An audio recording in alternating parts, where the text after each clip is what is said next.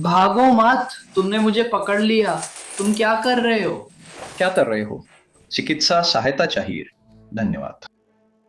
मैं आखिर किस मामले में खुद अपनी पैरवी कर रहा हूं? मैं थोड़ा उलझन में हूं कि असल में क्या हो रहा है। मैं निवेदन करता हूं कि मुझे सजा के तहत इस राक्षस के साथ बंद कमरे में 5 मिनट दिए जाएं। आरोपी खुद का प्रतिनिधित्व कर रही हैं। परिवार वाले कथित हत्यारों और बाल शोषकों को पकड़ने की कोशिश में हैं। वकील जजों पर चिल्ला रहे हैं। कुछ को कोर्टरूम में ही गिरफ्तार किया गया। हम आपको देश भर की अदालतों के अंदर ले चल रहे हैं, जहां हालात बेकाबू हो गए। स्वागत है साइड बार में, जिसे लॉ एंड क्राइम प्रस्तुत करता है। मैं जेसी वेबर हूं। हम शुरुआत करते हैं ब्यूमॉन्ट टेक्सास से, जहां एक व्यक्ति पर बाल यौन शोषण सामग्री से जुड़े भयानक आरोप लगे हैं। अप्रैल 2026 में वो अदालत में बुरी तरह गिर पड़ा था। सचमुच वो बेहोश हो गया था। चिकित्सा सहायता चाहिए। धन्यवाद। क्रिस्टोफर स्मिथ को तब गिरफ्तार किया गया जब एक विशेष पुलिस दल को कथित तौर पर बच्चों की अश्लील सामग्री साझा किए जाने की सूचना मिली, और पुलिस का कहना है कि उन्हें स्मिथ के खाते की जानकारी मिली और कथित तौर पर बच्चों के साथ दुर्व्यवहार की दर्जनों तस्वीरें और वीडियो मिले। और अदालत के दस्तावेजों के अनुसार उसने खुद की भी तस्वीरें और वीडियो अपलोड किए, जिससे पुलिस को अपनी शंकाओं की पुष्टि करने में मदद मिली। अप्रैल की एक सुनवाई में वकील स्मिथ की जमानत कम कराने की कोशिश कर रहा था, जिसे जज ने $8 लाख रखा था। जैसे ही जज ने स्मिथ से सवाल किए, वो डगमगा गया। क्या आप शादीशुदा हैं या अविवाहित? मतलब मैं शादीशुदा हूं। सर, वो शादीशुदा है। कोई बच्चे हैं? क्या आपके कोई बच्चे हैं? ठीक है। क्या आप अपने जीवन साथी के साथ रहते हैं? क्या आप अपने जीवन साथी के साथ रह रहे हैं? यही है। तो यहाँ तक कि अब भी जब ये पहला शॉट है। मैं उसे अपने साथ लेकर चलूंगा। हाँ, वो उसके चेहरे पर है। आपात चिकित्सा सेवाएं। धन्यवाद। रुपया। नहीं, हाँ, हम करीब 80 घंटे से देख रहे हैं। वो बेहोश हो गया, खास तौर पर।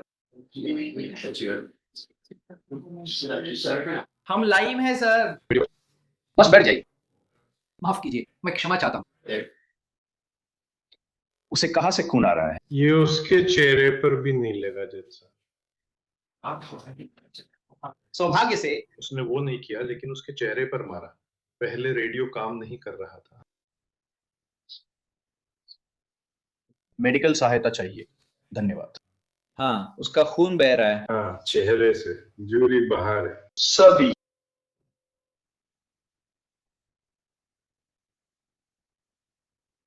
जा रहे हैं। का मूल्यांकन करने जा रहे हैं। इसका स्मिथ को संभवतः टूटी हुई नाक के इलाज के लिए ले जाया गया। जज ने जमानत 8 लाख ही रखी, कम नहीं की। स्मिथ के पास रिहाई के लिए पैसे हैं या नहीं, ये साफ नहीं है, पर मामला अभी जारी है। हम सैन डिएगो, कैलिफोर्निया में हैं, जहां एक टिकटॉक स्टार, जिसे अपनी अलग रह रही पत्नी और उसके दोस्त को बेरहमी से गोली मारने का दोषी ठहराया गया था, सजा के दौरान खुद को शांत नहीं रख पाया।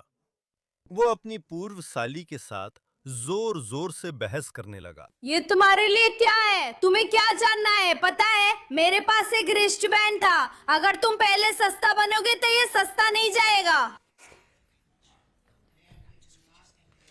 माफ कीजिए माननीय न्यायाधीश, लेकिन ये एहसास मुझे बीमार कर देता है। चलें थोड़ा पीछे। 32 साल के अली अबुलाबान एक टिकटॉक पर्सनालिटी थे, जिनके करीब 1 मिलियन फॉलोअर्स थे। उन्होंने अपनी पत्नी अन्ना के साथ वेस्ट कोस्ट में शिफ्ट किया, लेकिन दोनों के रिश्ते में कथित तौर पर दोनों तरफ से धोखा देने के आरोपों के साथ जहर घुल गया। अक्टूबर 2021 में अन्ना ने अबुलाबान को अपार्टमेंट छोड़ने को कहा, तो वो होटल चले गए। लेकिन वो लौटे ताकि बेटी के आईपैड में लिसनिंग ऐप इंस्टॉल कर सकें। और जब बाद में उन्होंने सुना कि अन्ना अपने एक पुरुष दोस्त रेबर्न बैरन के साथ अपार्टमेंट के अंदर हैं, तो अबुलाबान बंदूक लेकर वहां दौड़ गए और दोनों को कई बार गोली मार दी। उन्होंने 911 एक और मां को फोन किया, फिर बेटी को स्कूल से लेने गए। अंतरराज्यीय हाईवे के किनारे उन्हें रोका और गिरफ्तार किया गया। सोशल मीडिया पर खुश और प्यार भरे रिश्ते के दिखने के बावजूद अबुलाबान के हफ्तों चले डबल मर्डर ट्रायल के दौरान उनकी खुद की वॉइस मैसेजेस से पता चला कि वो अपनी पत्नी से कितनी नफरत करने लगे थे। तुम्हारी छोटी छोटी आवारा सहेलियां चाहती हैं कि उनके पास मेरे जैसा कोई लड़का हो। वे चाहती हैं कि उनके पास मेरे जैसा कोई लड़का हो। उनके बच्चों के लिए तो पिता भी नहीं है। यहाँ तक कि जूलिया ने भी कहा कि मेरी बेटी के लिए तुम बहुत अच्छे इंसान हो। मैं सबसे अच्छा आदमी हूं जिससे तुम मिली हो, और तुम सबसे बेवकूफ हो जिसके लिए मैंने अपनी जिंदगी समर्पित कर दी। तुम बहुत बेवकूफ हो। अच्छा हुआ हमारा बच्चा नहीं हुआ। तुमने जूलिया और उसकी बेटी को हमारी बेटी से ऊपर रखा। तुमने क्लेयर को, सबको, यहां तक कि उस ट्रांसजेंडर को भी हमारी बेटी से ऊपर रखा। तुमने उसे अपने पति से भी ऊपर रखा। तुम सच में तुम बेवकूफ हो। तुम उन लोगों का साथ दे रही हो जिन्हें तुम्हारी कोई परवाह नहीं है। नहीं, वे तुम्हारे लिए कभी साथ नहीं खड़े होंगे। अपने उस बोरिंग बॉयफ्रेंड जेम्स वाइनमैन के साथ मजे करो। अपने पुराने बॉयफ्रेंड संग मजे करो।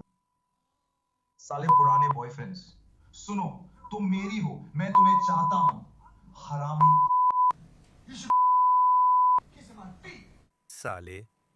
और मुकदमा उस समय अपने चरम पर पहुंचा जब अली अबुलाबान खुद गवाही देने के लिए सामने आए ताकि अपने किए का बचाव कर सकें। मेरी बंदूक मेरे हाथ में थी और अगली ही पल मैं गोली चला रहा था और मैं रुक नहीं पा रहा था। मैं बस गोली चला रहा था, मैं गोली चला रहा था और मैं खुद भी चौंक गया था। ऐसा लग रहा था जैसे मैं ये सब होते हुए देख रहा हूँ। ऐसा लग रहा था जैसे मैं अपने ही शरीर की पैसेंजर सीट पर बैठा हूं। मैं इसे रोक नहीं सका और अन्ना को चिल्लाते व रोते सुना। मुझे अन्ना को गोली मारने की याद नहीं। मुझे बस इतना याद है कि मैं वापस मुख्य दरवाजे की तरफ भागा और मैंने दरवाजे का हैंडल पकड़ा और तभी मुझे एहसास हुआ। मैं सोच रहा था, क्या यह सच में हुआ? जूरी ने अबुलाबान को 2 प्रथम श्रेणी हत्याओं में दोषी ठहराया और उसकी सजा सुनाए जाने के वक्त ही सब कुछ वाकई में बेकाबू हो गया। उसकी रक्षा टीम ने कहा कि अभियोजन पक्ष के गलत आचरण के कारण मामला खारिज होना चाहिए। अबुलाबान को अभियोजक की बात पसंद नहीं आई। प्रतिवादी की प्रतिक्रिया साफ दिखा रही थी कि उसे अपने अपराध का बोध था। जब मैंने उससे पूछा, क्या तो कभी मिस्टर एडवर्ड्स बन गए थे, उसका जवाब बस नहीं होना चाहिए था। अगर उसने ब्रायन एडवर्ड्स या किसी कैदी से हत्याओं पर बात नहीं की होती तो उसका जवाब सिर्फ नहीं होता, लेकिन उसने गुस्से में जवाब दिया। उसने मुझसे कहा, क्या ये कोई जेल का मुखबिर है जिसके बारे में तुम मुझसे पूछ रही हो? इससे उसके दोषी होने का संकेत मिलता है, क्योंकि वो जानता है कि उसने ये बातें कही थी। इसलिए मेरे लिए ये सवाल पूछना जायज है। हाँ, तुम बकवास कर रहे हो।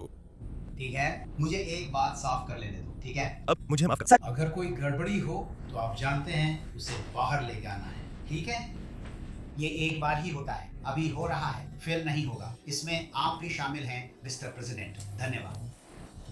जज ने नए ट्रायल की याचिका खारिज की, जिसके बाद पीड़ितों और उनके परिवार के बयान सुने जाने थे और तभी अबुलाबान और पूर्वसाली में चिल्लाना शुरू हुआ। जज ने अबुलाबान को बोलने का मौका दिया, जिसका उन्होंने पूरा फायदा उठाया। 21 अक्टूबर 2021 के उस दिन मैं अपने जीवन की सबसे खराब शारीरिक और मानसिक स्थिति में था। मैं बीमार था, एक गंभीर मानसिक बीमारी से जूझ रहा था जिसका इलाज नहीं हुआ था, और उस पर एक भयानक नशे की लत थी जिसने मुझे नशे की वजह से पैदा हुई मानसिक विकृति की स्थिति में डाल दिया था। उस पल में मेरी प्रतिक्रिया अनजाने में, बिना सोचे समझे, मेरे बेहतर विवेक के विपरीत थी। जब मुझे वे के मेरी पत्नी के साथ रोमांटिक संबंधों का पता चला, और इसके लिए मुझे खेद है। मुझे खेद है कि उस पल में मैं मानसिक रूप से इतना मजबूत नहीं था कि खुद को नियंत्रित कर सकूं। मुझे खेद है कि उस दिन मेरे भयानक कृत्य के कारण रेबर्न मेरोन और हेनरी मैरी ऑफ ओबोनवा की नाहक मौत हुई।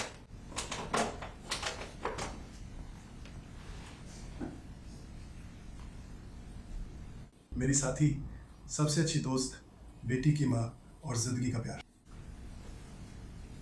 जो हुआ उसके लिए मुझे शर्मिंदा। मैं अन्ना के परिवार, रे के परिवार और अपने परिवार को जो नुकसान पहुंचाया है उससे मैं बहुत दुखी हूँ। अगर मैं ये सब वापस ले सकता तो मैं हिचकिचाता। अगर मैं उस दिन लौट सकता तो पहले की योजना के अनुसार सुबह ही एलए के लिए निकल जाता। मैं अन्ना को जितनी दूरी चाहिए थी उतनी दे देता, और उस समय का इस्तेमाल मैं अपनी जरूरत की सही मदद पाने पर ध्यान केंद्रित करने में करता। और मैं घुटनों के बल बैठकर अन्ना से माफी मांगता। मुझे माफ कर दो कि मैं भटक गया था।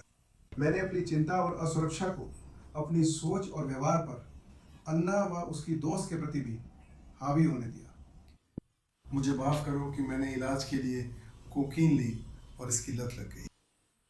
मैंने तुम्हारे पति के रूप में अन्ना और एक पिता के रूप में अपनी जिम्मेदारियों की अनदेखी की, इसके लिए माफी चाहता। मैंने नशों को मुझे उस आदमी का दयनीय खोखला खोर बना देने दिया जिससे वो प्यार करने लगी थी, इसके लिए माफी चाहता।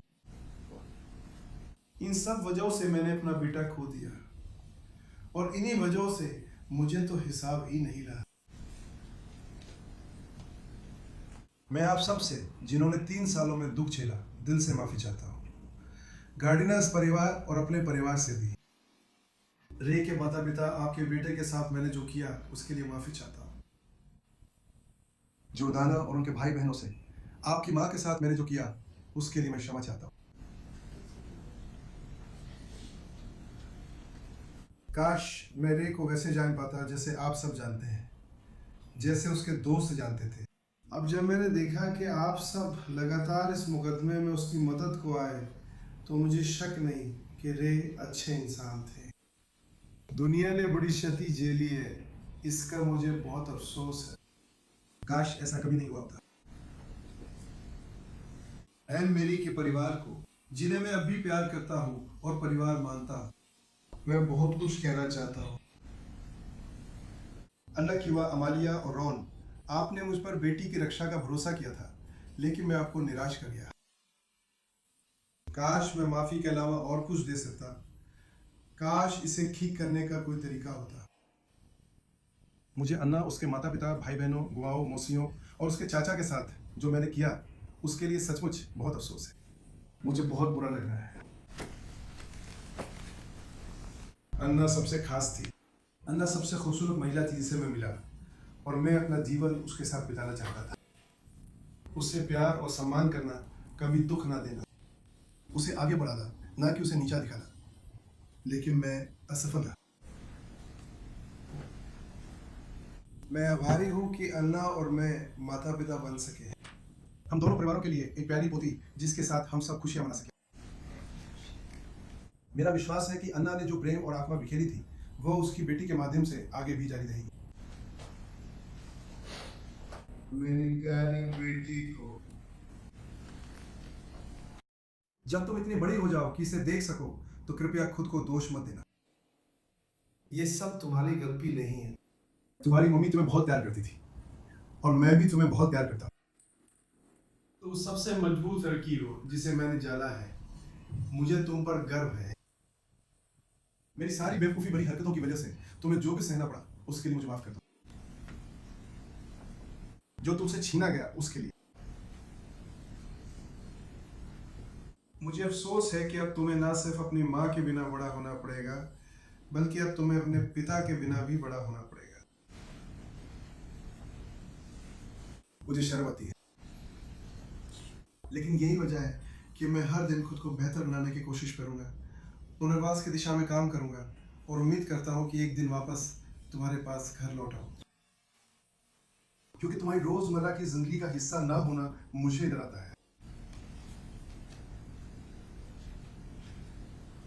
माननीय जज फ्रीमैन, मैं आपको इस मुकदमे के दौरान मेरे साथ बेहद निष्पक्ष रहने और मुझे अपना बचाव करने का मौका देने के लिए धन्यवाद देना चाहता हूँ। ये दुर्भाग्यपूर्ण है कि इतने ठोस सबूतों के बावजूद ये जुनून में किया गया अपराध था, फिर ऑल्सो जूरी इसी फैसले पर पहुंची और उन्होंने इसमें बिल्कुल भी समय बर्बाद नहीं किया। ये बहुत चिंताजनक है कि मैंने गवाही देने में जितना समय बिताया, उससे भी कम समय में जूली ने मेरे भविष्य का फैसला कर दिया। जूली के फोरमैन ने फॉल्सफाइड व्यूज को बताया कि कुछ सदस्य दूसरी जूरी चुनना चाहते थे, लेकिन बाकी ने उन पर दबाव डाला। मुझे लगता है ये साफ दिखाता है कि उचित संदेह को जानबूझकर नजरअंदाज किया गया और फैसले के पीछे न्यायिक कारण नहीं बल्कि बदला था। धन्यवाद। और अब मेरे पास कोई और विकल्प नहीं बचा है सिवाय इसके कि मैं अपनी बाकी जिंदगी जेल में बिताऊं। कैद में मौत, एक बहुत ही धीमी और लंबी मौत की सजा।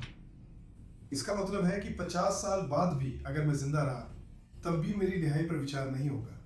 मुझे ये न्याय संगत नहीं लगता, खासकर जब ये साफ हो चुका है इसमें नशे और शराब का भी हाथ था, और इसमें यह भी जोड़ लें कि इसमें बेवफाई और मानसिक बीमारी भी शामिल थी। और आपके पास तबाही का नुस्खा है जिसमें कोई भी फंस सकता है। ये मेरे साथ हुआ है और मुझे अब भी यकीन नहीं होता।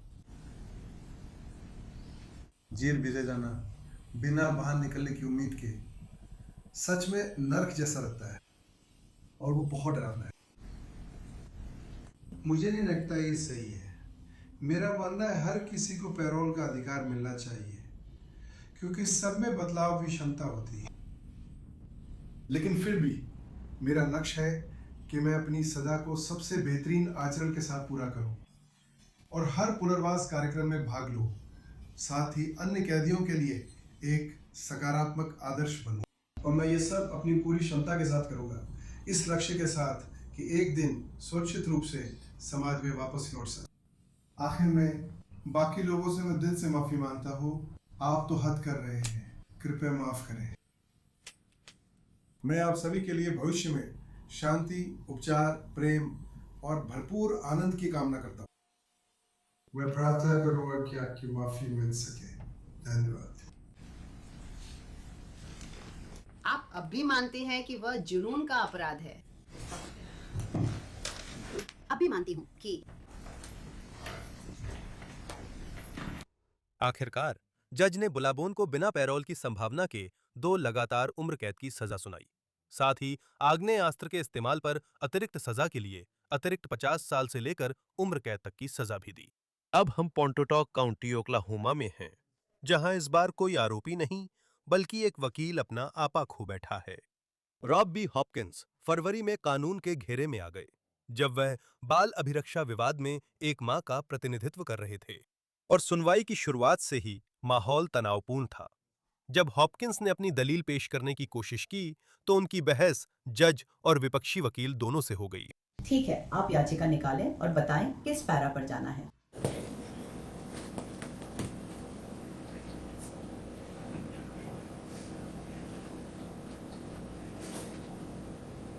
और फिर यहीं पर जूलियन क्रेमर का हलफनामा, जो विशेष उपस्थिति और खारिज करने की याचिका के समर्थन में संलग्न है, वह बच्चा, वह कौन सा पेज है? Para A, B, C, D और E। जूलियन क्रेमर के उनके हलफनामे का क्या? पैरा नंबर 3, बच्चे का निवास।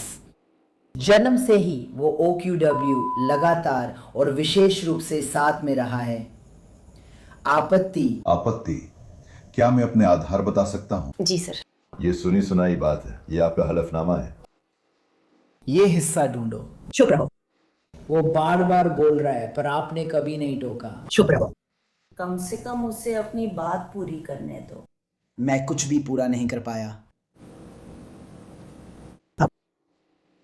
अपना वाक्य पूरा कीजिए माननीय न्यायाधीश। मैं सराहना करता हूं कि हलफनामा याचिका के साथ है, लेकिन यह फिर भी सुनी सुनाई बात ही है। मैं आपत्ति करता हूं क्योंकि मैं इसका जिर्ह नहीं कर सकता। आप जानते हैं, ये कोई गवाह नहीं है, ये वादी की कुर्सी है। मैं खुश हूं। मिस्टर पामर के अनुभव के बारे में मुझे जानकारी नहीं, लेकिन यकीन है कि मुझसे ज्यादा है। उन्होंने बिना क्लाइंट की मौजूदगी के क्षेत्राधिकार पर बहस की है, शायद 1-2 बार। सर, आपको अंदाजा भी नहीं है कि मैं कितना अनुभवहीन हूं। सज्जनों, मैं आपको बताना चाहती हूँ कि मैं क्या सोचती हूँ। मुझे इस बात की निराशा है कि आपका क्लाइंट यहाँ नहीं है। मुझे भी। कोर्ट की बात फिर से बीच में मत काटिए। जी मैडम। मुझे निराशा है कि आपका क्लाइंट यहाँ नहीं है। मुझे ये जानकर निराशा हुई कि उसके खिलाफ गिरफ्तारी का एक सक्रिय वारंट है, जो शायद उसके यहाँ न होने का कारण हो सकता है। मुझे नहीं पता। मैं दलील पूरी नहीं कर सका। मैं अपना बयान पूरा नहीं कर पाई, आपने फिर टोक दिया। अपनी मैंने किया बात मत उछालो। इसे फेंका नहीं गया, ये बेंच से गिरा था। कृपया झूठी बातें ना कहें मैडम। सर, आपके पास गवाहों से भरा कमरा है, मेरे पास है। मैंने उसे नीचे रखा था। हाँ, मैंने रखा था। मैंने उसे नीचे रखा और वो गिर गया, और ये हल नहीं हुआ है। और सब ठीक हो गया। मैं परेशान नहीं हूँ, मैं सच में परेशान नहीं हूँ। और मैं बहस भी नहीं कर रहा हूँ। तुम मुझे अपनी बात रखने ही नहीं दे रही हो। मैडम, मेरा चेहरा लाल नहीं है। तो हमारी कोर्ट रिपोर्टर को हमारी दोनों की बातें समझ में नहीं आई। ये तो बिल्कुल साफ है कि ये महिला इस अदालत में पेश नहीं होगी क्योंकि उस पर चोरी के आरोप में वारंट है। आपत्ति है जनाब, ये तो सुनी सुनाई बात है। ये सच नहीं है। आप तैयार थे, वो हथियारबंद था। सर पीछे हटिए। मुझसे दूर रहिए। उन्होंने मुझ पर गोली चलाई थी। मैं इसे नहीं पहन रही हूँ। नहीं, हम रोक रहे हैं। जज के इशारे पर अदालती सुरक्षाकर्मी हॉकिंस के पास गए और जज उसे अदालत की अवमानना का दोषी ठहरा रही थीं। मेरे सामने से हट जाओ। मेरी जिंदगी में लोग तुम और मेरी नजरों के सामने से हट जाओ। देखो क्या तुम कर रहे हो। क्यों? क्योंकि तुम अदालत की प्रत्यक्ष अवमानना कर रहे हो। उसने मुझ पर चिल्लाया। नहीं, मैं ऐसा नहीं कर रहा। आपने तो ये भी नहीं कहा कि मैं एक हूँ। नहीं, मैं जज नहीं कर रहा, मैं दोस्तों। मुझे इस व्यक्ति से बहुत डर लगा। अदालत में कोई चिल्ला नहीं रहा था। मैंने पहले ऐसा नहीं सुना। यह हॉपकिंस जज पर आरोप लगाते हैं कि वे उन्हें ट्रांसजेंडर पुरुष होने के कारण निशाना बना रहे हैं और वहां से हालात बहुत तेजी से बिगड़ गए। मुझे चोट मत पहुंचाओ। मुझे चोट मत पहुंचाओ। लाइन में लगो। क्या तुम मुझे छोड़ रहे हो? मैं विरोध नहीं कर रहा हूँ। अपने हाथ अपनी पीठ के पीछे रखो। विरोध करना बंद करो। तुम्हें अच्छी तरह पता है क्या हो रहा है। तुम उधर चलना नहीं चाहते? मैं चल नहीं सकता। मुझे नीचे फेंका जा रहा है। उस अधिकारी से कहो नीचे जाए और उस तरफ चले। नहीं, बैठ जाओ। मुझे मत पकड़ो। तुम मुझे पकड़ नहीं सकते। तुम क्या कर रहे हो? तुम क्या कर रहे हो? तुम क्या कर रहे हो? तुम मुझे तोड़ रहे हो। तुम मुझे चोट पहुंचा रहे हो। तुम मुझे लहूलुहान कर रहे हो। तुम मुझे चुभो रहे हो। नीचे जाओ, नीचे जाओ, नीचे जाओ। मैं सांस नहीं ले पा रहा हूँ। मैं सांस नहीं ले पा रहा हूँ। मैं सांस नहीं ले पा रहा हूँ। मैं सांस नहीं ले पा रहा हूँ। मैं सांस नहीं ले पा रहा हूँ। अपने हाथ ऊपर उठाओ। मैं सांस नहीं ले पा रहा हूँ। सांस लो। मैं सांस नहीं ले पा रहा हूँ। मैं नहीं।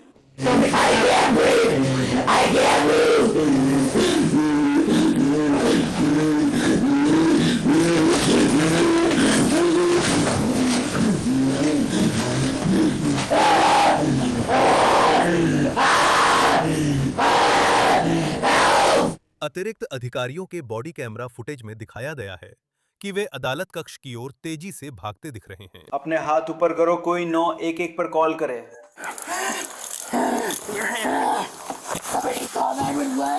किसी ने 911 पे कॉल किया। किसी ने मुझे कॉल किया। अब मैंने तुम्हें पकड़ लिया।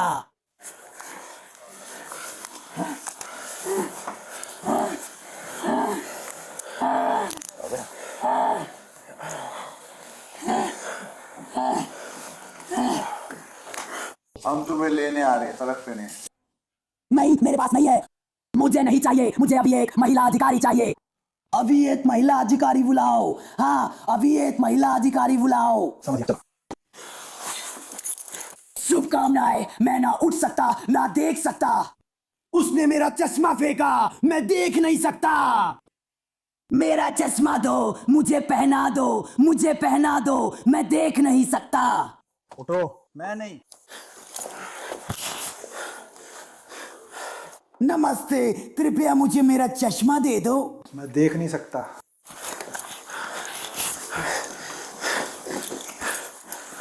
कोई भी, मैं चलने की कोशिश नहीं कर रहा हूँ और मैं देख नहीं सकता। मुझे अपना बटुआ चाहिए। हम तुम्हारा सारा सामान ले लेंगे। चलो। मैं चलने की कोशिश कर रहा हूँ, तुम मुझे खींच रहे हो। चलो। मुझे एक मौका दो। मुझे चलने का एक मौका दो। धन्यवाद। मैं उसे तुमसे दूर कर दूंगा। तुम्हारे साथ चलूंगा। उसे मुझसे दूर करो। मुझसे दूर करो। तुम अब ऐसा नहीं करना चाहते। 16 सेंट्रल। हम कोड 91 पर हैं। हम हिरासत में हैं।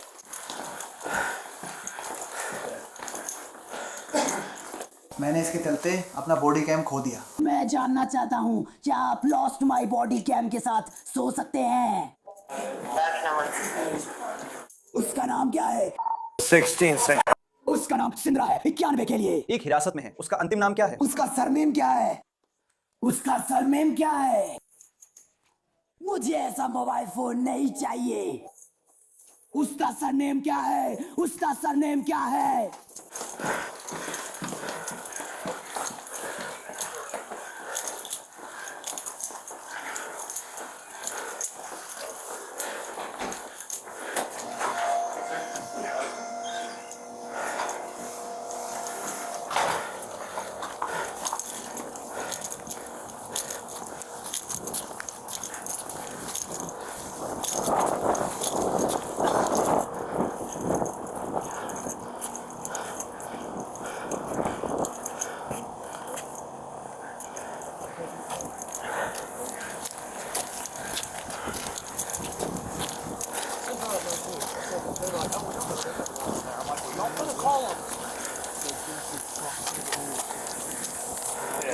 बाहर निकल जा। उन्होंने ऊपर सहायता मांगी थी, अभी साथ में शुरू करने के लिए ले जाया गया। और फिर आग बुझ गई। वो मेरी देह लेना चाहता है। मैं जज जैक्सन से बहस कर रहा हूँ। वो कमरे में तेजी से आती है और कहती है, चलो उसे पकड़कर जस्टिस सेंटर ले चलते हैं।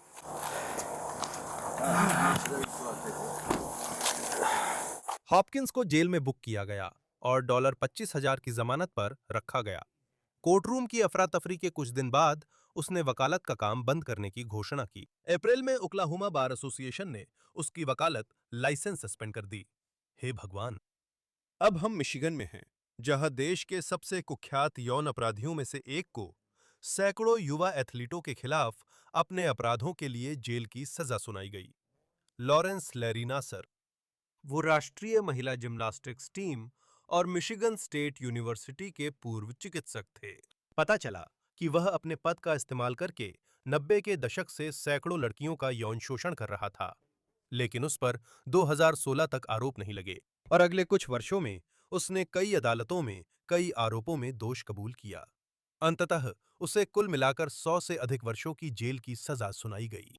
जैसा कि आप कल्पना कर सकते हैं, उसके अपराधों की घिनौनी हरकतों के चलते सजा की सुनवाई में माहौल बेहद तनावपूर्ण था, खासकर जब बहादुर युवतियां डॉक्टर के साथ अपने अनुभव साझा कर रही थीं।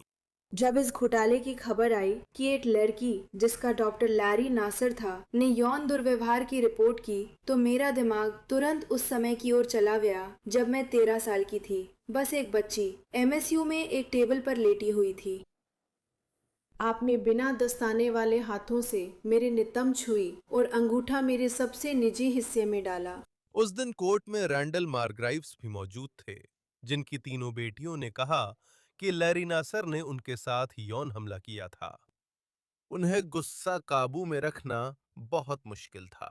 जज साहब, क्या एक परेशान पिता बोल सकता है? आगे बढ़िए सर। नहीं, हम गाली नहीं देना चाहते, हम गाली गलौज नहीं करना चाहते। मैं उस गुस्से, चिंता और बदला लेने की भावना की कल्पना भी नहीं कर सकती। और अगर आपको कुछ कहना है जो आपकी मदद करे तो मैं पूरी तरह से तैयार हूँ आपको कुछ कहने देने के लिए। लेकिन एक अदालत में हम कोशिश करते हैं कि हम अभद्र भाषा का इस्तेमाल ना करें। लेकिन अगर आपके पास कुछ शब्द हैं जो आप कहना चाहती हैं तो मैं आपको उन्हें कहने का मौका देना चाहूँगी। मैं आपसे निवेदन करता हूं कि सजा के हिस्से के रूप में मुझे इस राक्षस के साथ एक बंद कमरे में 5 मिनट देने की अनुमति दें। क्या आप करेंगी? मेरा मतलब हमारा तरीका ऐसा नहीं है, हाँ या नहीं? नहीं सर, मैं नहीं कर सकता। 1 मिनट देंगे? मैं ऐसा नहीं कर सकती, ये हमारा कानूनी तरीका नहीं है। 1 मिनट।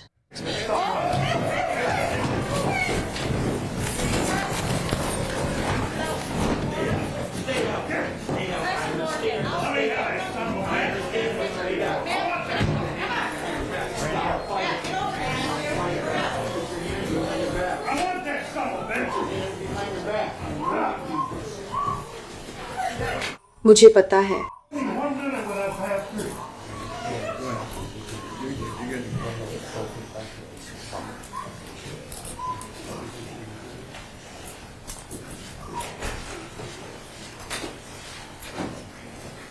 एक मिनट शांत हो जाइए सर। शांत हो जाइए।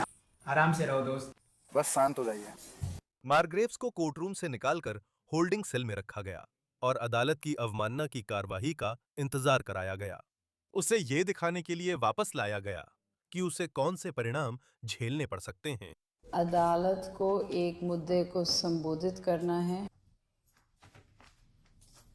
प्रत्यक्ष अवमानना का मामला है जिसमें पीड़ित के माता पिता में से एक मिस्टर रैंडल मार्ग्रेव शामिल है। सर, क्या आप अपना दायां हाथ उठाएंगे? मैं नहीं जानती कि एक पिता के रूप में वहां खड़े होकर यह जानना कैसा होगा कि आपकी 3 बेटियों को कोर्ट रूम में बैठे व्यक्ति ने शारीरिक और भावनात्मक रूप से चोट पहुंचाई है। मैं इसकी कल्पना भी नहीं कर सकती। NG अटॉर्नी जनरल ने बताया कि आपने आज रिकॉर्ड पर वो बातें सुनी जो पहले नहीं जानती थीं। मैं देख सकती हूँ कि इससे इतना गुस्सा और क्रोध पैदा हो सकता है कि कोई भी माता पिता शारीरिक नुकसान पहुँचाना चाहेंगे, तो मैं इसे समझ सकती हूँ। लेकिन आपको समझना होगा कि यह एक अदालत है और यहीं पर हम कानून के नियमों को लागू करते हैं और उनका पालन करवाते हैं। ये स्वीकार्य नहीं है कि हम हमले का जवाब हमले से दें। इस मामले की परिस्थितियों को देखते हुए यह अदालत किसी भी प्रकार की सज़ा नहीं सुनाएगी। सच में आपके और परिवार के लिए मेरा दिल दुखी है जो आपने सहा है। मारग्रेव्स ने जज और अदालत से इस व्यवधान के लिए माफी मांगी। लैरी नासर पर कम से कम 2 अलग-अलग जेलों में 2 बार हमला हुआ है और वो अभी पेंसिल्वेनिया में सजा काट रहे हैं। केंटकी की एक अदालत में हत्या के शिकार का परिवार प्रारंभिक सुनवाई के दौरान उसके कथित हत्यारे पर भड़क उठा। हाँ, मेरा मतलब है उस परिवार या समूह के कुछ सदस्यों को उन्होंने पकड़ लिया है। मुझे नहीं लगता उस परिवार या सितंबर 2023 में जेलेन फॉरेस्ट पर अपने सौतेले पिता विक्टर एंडरसन सीनियर की हत्या और घरेलू हिंसा का आरोप है। रिपोर्ट्स के अनुसार फॉरेस्ट ने उनका गला घोंटकर हत्या की। कुछ दिन बाद गिरफ्तारी के फॉरेस्ट की प्रारंभिक सुनवाई अदालत में हुई और जज ने शुरुआत में ही सभी को चेतावनी दी कि चाहे जितना भी मुश्किल हो, वो चाहती हैं कि अदालत में सम्मानजनक माहौल बना रहे। ये एक सार्वजनिक अदालत है, इसलिए हर कोई यहाँ बैठ सकता है और सुन सकता है। मैं अदालत में किसी भी तरह के हंगामे, चर्चा या आपस में बातचीत की अनुमति नहीं दूंगी और मुझे उम्मीद है कि हर कोई खुद को ठीक से पेश करेगा। आप रिकॉर्ड पर हैं और जेल इन फॉरेस्ट कॉमनवेल्थ बनाम जेल इन फॉरेस्ट। मामले के जासूस ने गवाही के लिए पेश होकर जज को बताया कि उसने अपराध स्थल पर क्या देखा और लगभग तुरंत ही सब कुछ गड़बड़ हो गया। जासूस बर्न्स, क्या आप 18 सितंबर 2023 को 4523 ब्रॉडलिफ ड्राइव पर हुई एक हत्या की जांच में शामिल थे? मैं था। हमें बताइए कि कैसे, मतलब व्यक्तिगत रूप से नहीं बल्कि पुलिस को सबसे पहले उस जगह पर कैसे बुलाया गया था? तो 18 सितंबर को दोपहर लगभग 3:41 बजे सेकेंड डिवीज़न के अधिकारियों को उस पते पर एक पुरुष पर हमला होने की रिपोर्ट पर भेजा गया था। उन्हें ये जानकारी 1911 पर कॉल करने वाले व्यक्ति से मिली थी जो हमले के दौरान पीड़ित के साथ फ़ोन पर था। जब वे मौके पर पहुंचे तो उन्होंने दरवाज़ा खटखटाया और अंदर से एक आवाज़ सुनी जो कुछ इस तरह कह रही थी, रुको रुको। इसके बाद उन्होंने एक प्रॉपर्टी मैनेजर या रख रखाव कर्मचारी से संपर्क किया। कृपया ऐसा दोबारा ना होने दें। क्या आप वहां वापस जाना चाहती हैं, मैडम? जज साहिबा, क्या हमें कोर्ट खाली करवा देनी चाहिए? हाँ। नहीं, सिर्फ आप, मैडम। अगर आप नहीं कर पा रही तो माफ कीजिए, आप जा सकती हैं। आप इसे वर्चुअली देख सकती हैं, मैडम। और आपकी इतनी बड़ी बेटी? मैडम, आप कहिए। मुझे नहीं पता मैं क्या करने वाली हूँ। क्या हम अदालत खाली कर सकते हैं? सर।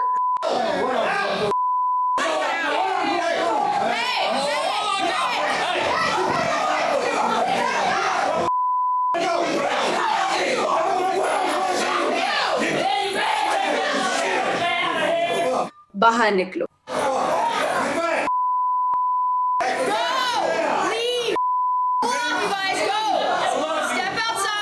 उतर जाओ। जाओ जाओ तुम लोग। मुझे पता है ये मुश्किल है, बाहर जाइए, नहीं तो आप सब पर अदालत की अवमानना लगेगी। वो अदालत की अवमानना का दोषी है। मैंने आज उससे बच्चों पर बात की थी। चिंता मत करो, वो वापस नहीं आया।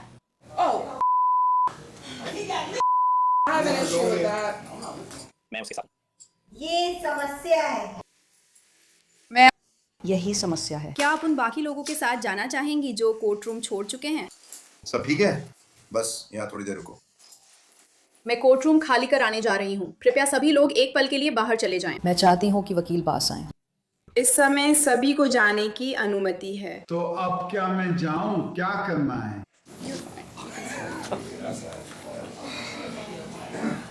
मत जाओ। फिलहाल आपको बाहर रहने की अनुमति है जब तक मैं पक्षों के साथ आगे क्या करना है इस पर चर्चा नहीं कर ली थी। अदालत कक्ष खाली होने के बाद भी बाहर चिल्लाने की आवाजें आ रही हैं और जज समझने की कोशिश कर रहे हैं कि अब क्या करना है। मुझे पता है, सब ठीक है। मुझे लगता है कि जो अन्य लोग इसमें शामिल हैं।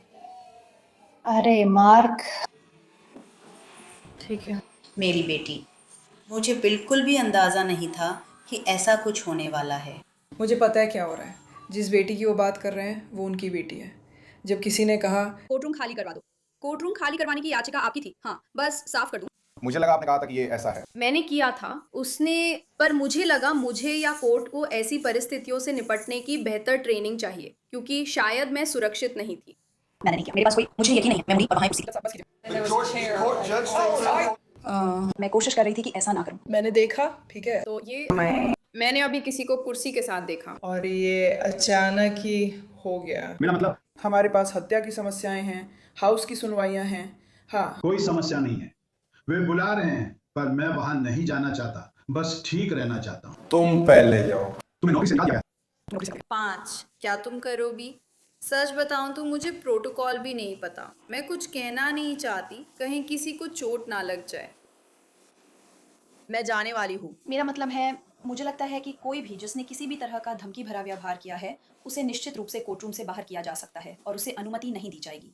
मुझे अपनी कार के आसपास की गई हरकत से बिल्कुल भी सहमति नहीं है। ये बहुत तेज है। मैंने वो सुना था। मैं कहूँगी मुझे पता नहीं था। एक व्यक्ति हिरासत में है जिस पर अपनी बेटी की हत्या का आरोप है। ठीक है, तो आप आगे कैसे बढ़ना चाहेंगे? मैं बस एक पल में आगे बढ़ने के लिए तैयार हो जाऊंगी। क्या आप चाहते हैं कि मुझे जरूरत है कि मैं मिस गिलबर्ट, शायद आपको पता हो। क्या?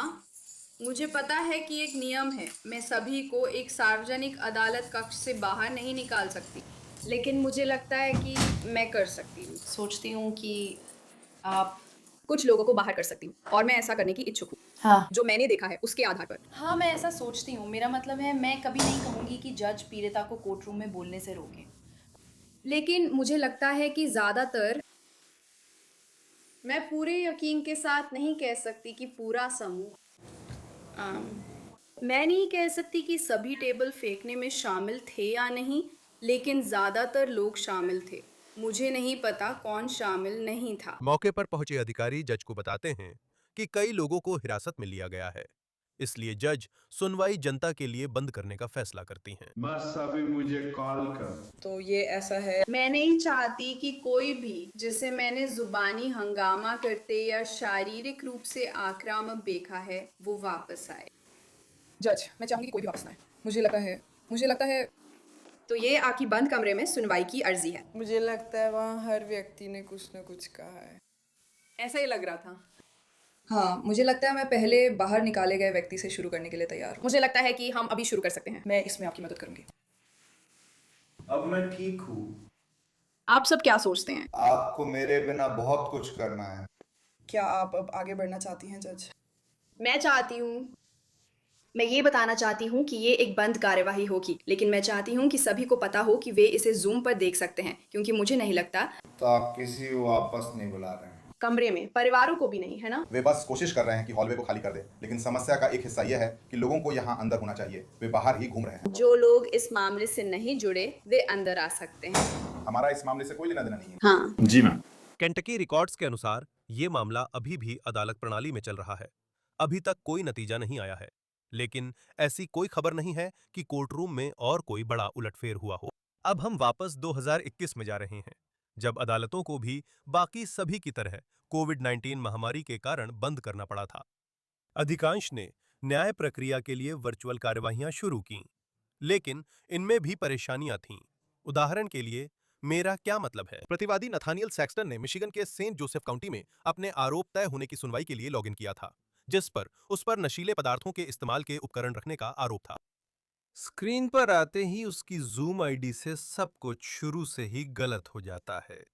सुप्रभात सर, आपका नाम क्या है? मैं? हाँ, आप। जी हाँ। Nathaniel Saxon, sir. आपका नाम 3000 नहीं है, आप यो हो। मेरी अदालत में उस नाम से लॉगिन कर रहे हो। क्यों? बस थोड़ा सा। नमस्ते। कौन सा बेवकूफ ऐसे कोर्ट में लॉगिन करता है? तुम्हारा नाम फिर से क्या है? नैथमिल सैक्सटन सर, लेकिन मुझे नहीं लगता कि मैंने ऐसा कुछ टाइप किया है। खैर, यही लिखा है। क्यों? मैं माफी चाहता हूँ। हाँ, वो बस तुम्हें ऐसा करना चाहिए। मैं तुम्हें वेटिंग रूम में डाल दूंगा, जहां तुम थोड़ी देर अनिश्चितता में बैठकर सोच सकते हो कि खुद को ऑनलाइन क्या कहते हो। हाँ, नथानियल सैक्सटन ने अभी एक सार्वजनिक कोर्टरूम फीड में बेहद अश्लील स्क्रीन नाम से लॉगिन किया है। आप उसके चेहरे पर देख सकते हैं। वह जज जेफरी मिडल्टन की बातों से पूरी तरह हैरान था। परेशान जज ने उसे जूम वेटिंग रूम से बाहर निकाल दिया और जब सैक्सटन कुछ मिनट बाद वापस आया तो उसके पास एक तरह का स्पष्टीकरण था। मान्यवर, अगर मैं समझा सकूं तो मेरी बहन ही थी जिसने मेरा जूम अकाउंट या जो भी है सेट किया था। लेकिन सर, वो मेरे आईफोन का पेयरिंग नाम है मेरे ब्लूटूथ स्पीकर के लिए। ये हमारे बीच का मजाक है। ये वैसा नहीं है जैसा आप सोच रहे हैं। मुझे शर्म आ रही है, माफ कर दीजिए। अरे, आपको शर्मिंदा होने की जरूरत नहीं है। ठीक है, हम थोड़ी देर में आपके पास वापस आएंगे। उफ, ये तो शर्मिंदगी वाली बात है। जब जज आखिरकार सैक्सटन के पास वापस आए तो अभियोजक ने जज को बताया कि सैक्सटन के पास एक सिरिंज मिली थी जिसमें मेथ की पुष्टि हुई थी। उसने अपना जुर्म कबूल कर लिया। उसे $200 का जुर्माना भरने को कहा गया और जज ने यह भी कहा कि सैक्सटन बहुत किस्मत वाला है। उन्होंने उसे अदालत की अवमानना का आरोप नहीं लगाया। अब हम चलते हैं डिट्रॉइट की एक अदालत में, जहां एक और आरोपी वर्चुअली पेश हो रहा है और शुरू से ही काफी भ्रम की स्थिति है। सुप्रभात सर, सुप्रभात। आपका मिडिल नेम क्या है? क्या आप अपनी टोपी हटा सकते हैं कृपया?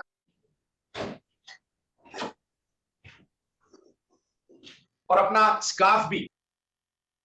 आपका मिडिल नेम क्या है मिस्टर गार्नर? एरोल।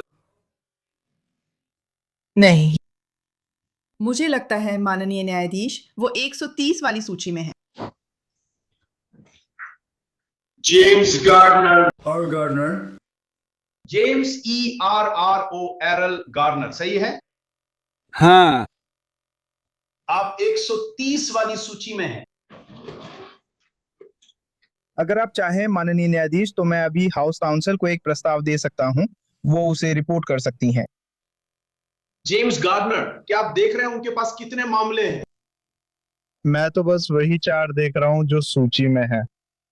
या 5? आपके पास और भी है? उसके पास और भी बहुत हैं। ठीक है। क्या आप चाहते हैं कि मैं आपके साथ नीचे आऊं और सभी मामलों के लिए एक साथ प्रस्ताव दूं? अगर आप कर सकें तो कृपया। ठीक है, मैं नीचे आ रहा हूं। मिस्टर गार्नर, क्या आप ऑफर देना चाहेंगे या ट्रायल पर जाएंगे? मैं आरोप जानना चाहता हूं।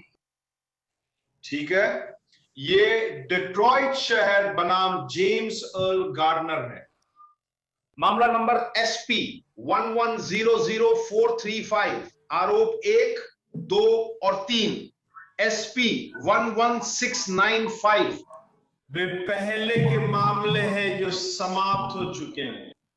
लघु अपराध, बिना बीमा संबंधी लघु अपराध, धन्यवाद, और एक अनुचित नंबर प्लेट का अपराध, ये सभी अधिकतम 93 दिन की जेल और $500 या उससे अधिक जुर्माने से दंडनीय है। SB AK 69507। हाँ, ये बहुत सारे आरोप और नोटिस हैं और जज इन सब को पढ़ते हैं, लेकिन उसके बाद ज्यादा आगे नहीं बढ़ पाते। ठीक है, कृपया रिकॉर्ड के लिए अपनी उपस्थिति दर्ज कराएं। शरीका हैरिस, मिस्टर गार्नर की तरफ से। मिस्टर गार्नर, रिकॉर्ड के लिए नाम बताइए। सबसे पहले मेरे पास कुछ बातें हैं। आपको पहले अपना नाम बताना होगा। आपको पहले अपना नाम बताना होगा। रुकिए 1 मिनट मिस हैरिस, रुकिए 1 मिनट मिस हैरिस।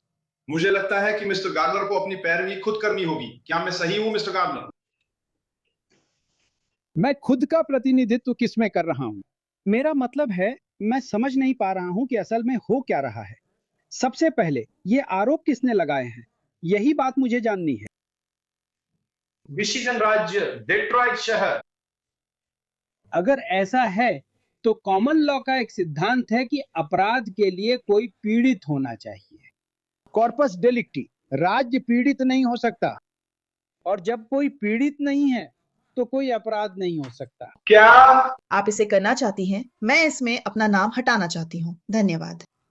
आप कैसे आगे बढ़ना चाहते हैं मिस्टर गार्नर? आप मामले की तारीख तय कीजिए, मैं उसकी तरफ से दोषी ना होने की दलील दूंगा। उसे $0 जमानत दीजिए। या तो मामले की सुनवाई की तारीख तय करें या मैं इंतजार करूंगा।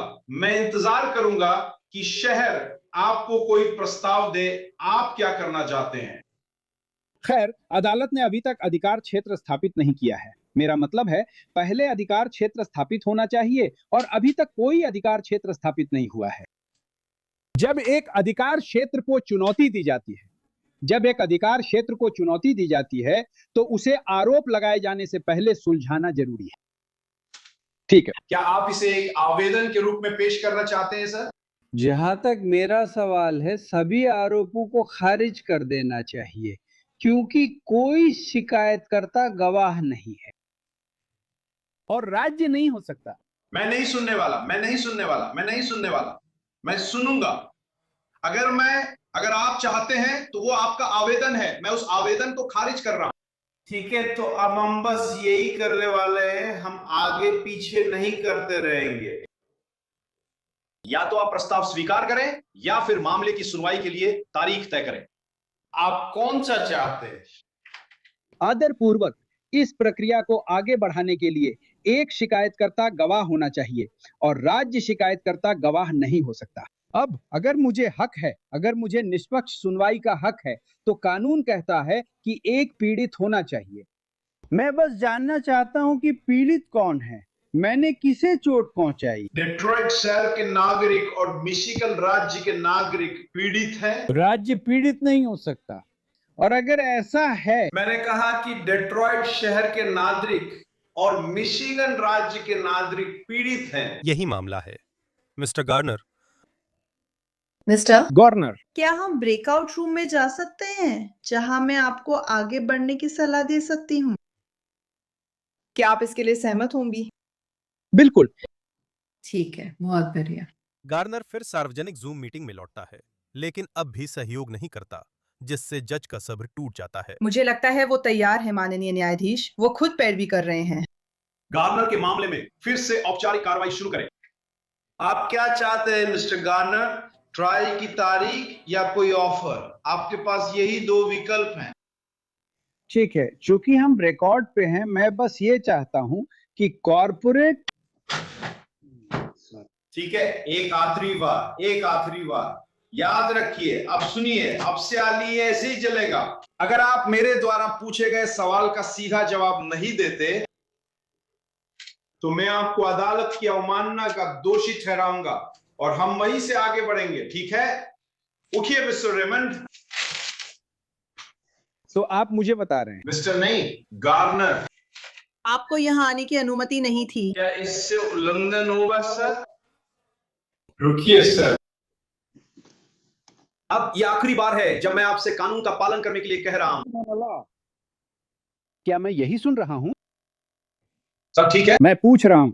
मैं मिस्टर गार्नर को अदालत की अवमानना का दोषी ठहराने जा रहा हूं क्योंकि वो बार बार मेरे अनुरोध के बावजूद आदेश का उल्लंघन कर रहे हैं।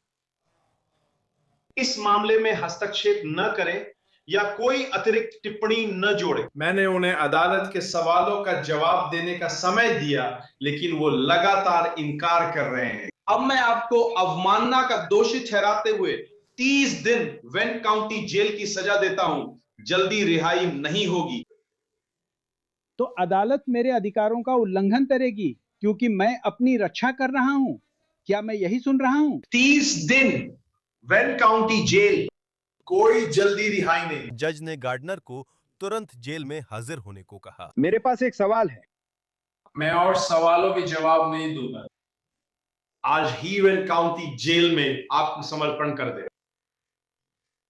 तो कोर्ट मेरे अधिकारों और कानून का उल्लंघन करने जा रही है। क्या अब यही स्थिति है? आपकी यही भावना है। आपका दिन शुभ हो सर। हम जज मिडल्टन की अदालत में है, जहां एक महिला खुद अपना पक्ष रख रही है, जिन्हें गिरफ्तारी का विरोध करने पर कई बार गिरफ्तार किया गया था। रोजालिंड रे कीनन खुद को संप्रभु नागरिक मानती हैं। ये वे लोग हैं जो मानते हैं कि कानून उन पर लागू नहीं होता क्योंकि संविधान बदल दिया गया था। और कुछ संप्रभु नागरिक बिना लाइसेंस के गाड़ी चलाते हैं। कुछ लोग अपने टैक्स देना भी टाल सकते हैं और कई बार वे अदालत में खुद अपना पक्ष रखने का विकल्प चुनते हैं। इस मामले में साफ है कि कीनन जज मिडल्टन की हर बात को चुनौती देने वाली हैं। मामले का शीर्षक है पीपल बनाम रोजालिंड रे कीनन। आरोप ये है कि लगभग 16 मई को व्हाइट पिजन गांव में उन्होंने एक पुलिस अधिकारी का विरोध और बाधा डाली और निलंबित ड्राइवर लाइसेंस के साथ गाड़ी चलाई। विरोध और बाधा डालना अब एक गंभीर अपराध है।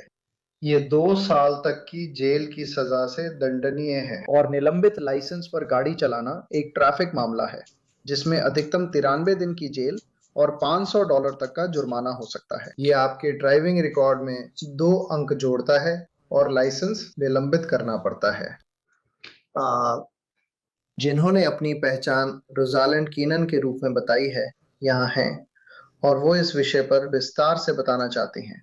हम उन्हें मौका देंगे। लेकिन अभियोजन वकील डेविड मार्विन यहाँ है और वो राज्य का प्रतिनिधित्व कर रहे हैं। तो मैं फिर पूछता हूँ, क्या आप रोजालिंड रे कीनन हैं?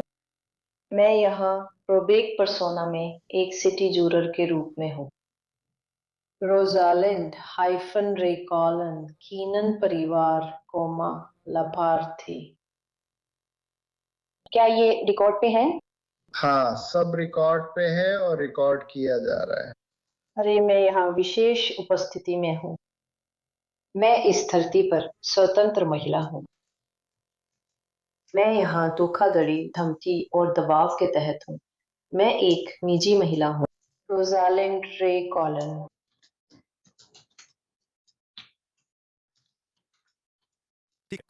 सिर्फ बड़े अक्षरों में लिखा नाम ही मुझे दिया गया, एकमात्र उपाधि है। जब भी पॉलीग्राफ इस खास तरीके से किया जाता है जैसा कि मेरे पास है, या फिर ये जालसाजी है।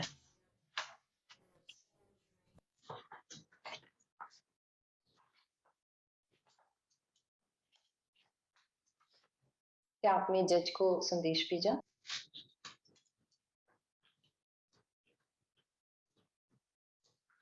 यही मेरा मतलब था। धन्यवाद।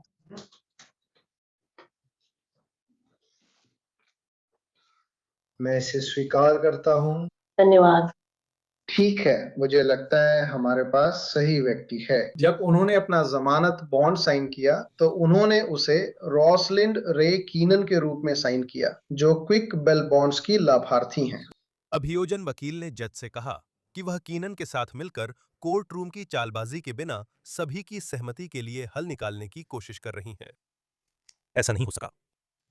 मैंने उनके साथ और उनके बेटे के साथ जो यहाँ हैं, जो हमेशा यहाँ रहे हैं, बहुत समय बिताया है और वे बहुत ईमानदार हैं और उनकी नीयत भी अच्छी है। धन्यवाद। और मुझे लगता है कि हम एक ऐसे समाधान पर पहुंचे हैं जो मुझे न्याय संगत लगता है। मैंने प्रस्ताव दिया है, रिकॉर्ड के लिए कह रहा हूं। अब समय ही बताएगा कि वो इसे स्वीकार करेगी या नहीं, और उम्मीद है कि 2 सेकंड में। मैं प्रतिरोध और बाधा डालने के प्रयास का आरोप प्रस्तावित करूंगा और दूसरा आरोप खारिज करूंगा, और मैं अदालत से अनुरोध करूंगा कि वो सजा सुनाने के लिए इसे किसी बाद की तारीख के लिए निर्धारित करे, और मैं 6 महीने की मांग करूंगा।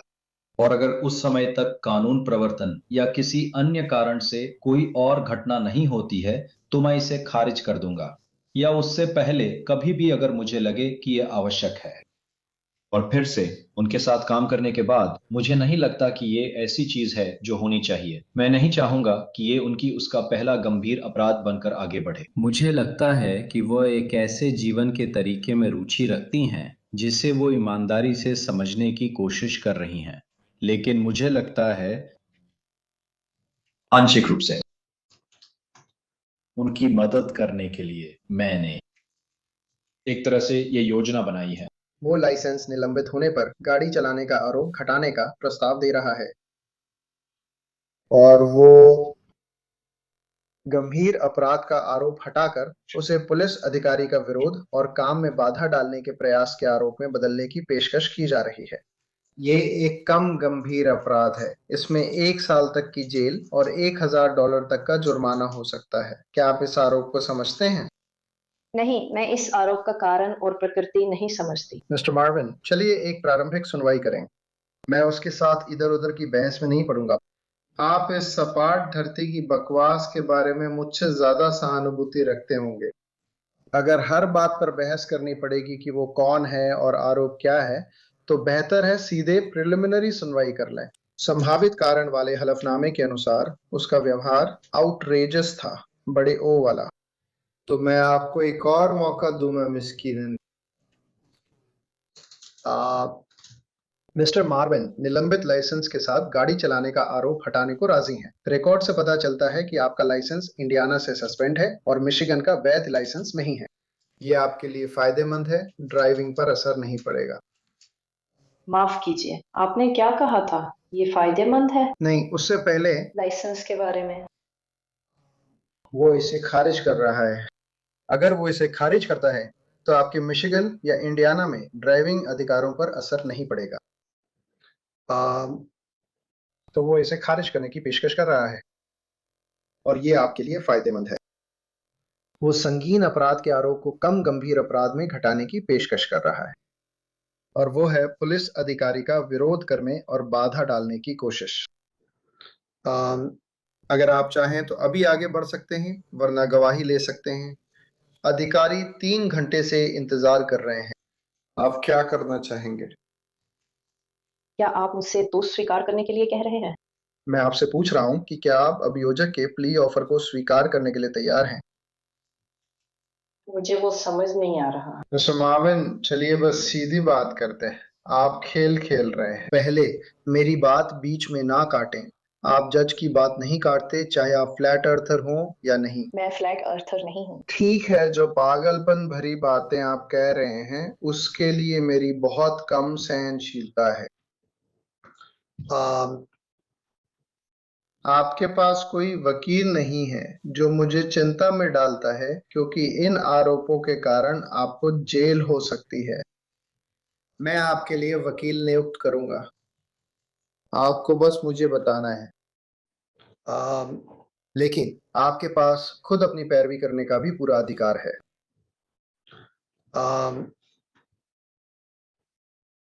तो क्या आप खुद अपनी पैरवी करना चाहते हैं या फिर चाहते हैं कि मैं आपकी मदद के लिए एक वकील बुलाऊं? मुझे खुद अपनी पैरवी करने का अधिकार है। बिल्कुल है।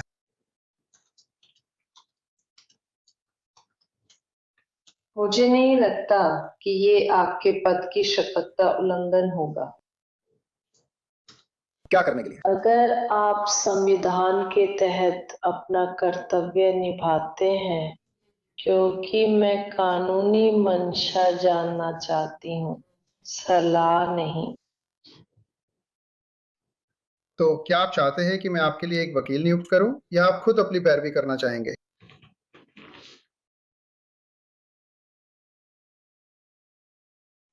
तो क्या मैं पूछ सकती हूँ कि ये अधिकार क्षेत्र नागरिक है या आपराधिक? ये आपराधिक मामला है, और अगर आप नागरिक व आपराधिक मामलों में फर्क नहीं जानते तो वकील की जरूरत हो सकती है। तो कीनन अपनी पैरवी करना उनके बस की बात नहीं है और उन्होंने ऑनलाइन जो जानकारी पाई है उसमें से कुछ पढ़ती हैं, जिसमें अदालत के अधिकार क्षेत्र या उसकी कमी के बारे में बताया गया है।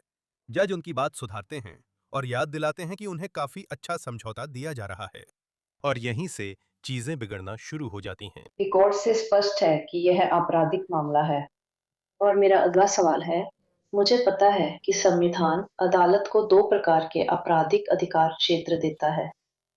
एक है सामान्य कानून के तहत आपराधिक अधिकार क्षेत्र और दूसरा है संविधान के अनुच्छेद 1 अनुभाग 8 क्लॉज 17 के तहत एडमिरल्टी या सैन्य न्यायाधिकरण के तहत आपराधिक अधिकार क्षेत्र। इनमें से किस अधिकार क्षेत्र में अदालत मेरा मुकदमा चलाना चाहती है? ये मिशिगन राज्य के कानून का वैधानिक अधिकार क्षेत्र है। ये उन चीजों में से कोई भी नहीं है जिसमें वो अजीब एडमिरल्टी क्लॉज भी शामिल है जिसे लोग लागू करने की कोशिश करते हैं। ये आपराधिक अधिकार क्षेत्र है जिसे मिशिगन राज्य की विधायिका द्वारा अधिकृत किया गया है। धन्यवाद। कृपया रिकॉर्ड में दर्ज करें कि अदालत मेरे खिलाफ वैधानिक अधिकार क्षेत्र में आपराधिक कार्रवाई करना चाहती है। लेकिन इससे मुझे हैरानी होती है, मैंने कभी नहीं सुना। वैधानिक अधिकार क्षेत्र के तहत आपराधिक कार्रवाई के बारे में, और संविधान में ऐसा कोई अधिकार क्षेत्र स्थापित नहीं है। और मैं आगे बढ़ पाऊंगी अगर आप मुझे दिखा सकें कि वैधानिक अधिकार क्षेत्र के तहत नागरिक प्रक्रिया के प्रकाशित नियम मुझे कहाँ मिल सकते हैं, और इस मामले की प्रकृति, आधार और अधिकार क्षेत्र कहाँ निर्धारित है। मेरे पास प्रक्रिया के प्रकाशित नियम होने चाहिए ताकि मैं निष्पक्ष बचाव और सुनवाई कर सकूं, वरना इसे खारिज किया जाए। कृपया ये लिखित में दें। धन्यवाद। यह आपराधिक प्रक्रिया है, नागरिक नहीं। प्रतिवादी अदालत में पेश नहीं होता। बताइए, मुझे ये करने का अधिकार क्यों है?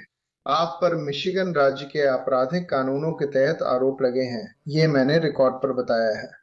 मैं सिर्फ पूछना चाहता हूँ, क्या आप खुद अपनी पैरवी करना चाहते हैं? जैसा कि मैंने बताया, हलफनामे या जमानत संबंधी सूचना रिपोर्ट में जो व्यवहार बताया गया है वह पूरी तरह से निंदनीय है, बिल्कुल बड़े अक्षर में निंदनीय। और आप लंबे समय के लिए जेल जाना पड़ सकता है। मिस्टर मार्विन आपको उस विकल्प से बचने का मौका देना चाह रहे थे, लेकिन आप इन बातों में हमारा सबका समय बर्बाद कर रहे हैं जिनका कोई कानूनी आधार नहीं है। मैं आपको एक वकील देने की पेशकश कर रहा हूं जो वास्तव में आपके लिए कोई कानूनी तर्क दे सके या आपको सलाह दे सके या इस मामले में आपकी मदद कर सके। लेकिन यहाँ कई घंटों से कुछ व्हाइट प्रिजन पुलिस अधिकारी ओवर टाइम पर हैं। वे अभी भी इंतजार कर रहे हैं कि आप क्या करना चाहते हैं। मैंने अभी पहले मुद्दे पर भी बात नहीं की है। पहले हमें जानना था कि आप कौन हैं। उसे अपेक्षा से ज्यादा समय लगा।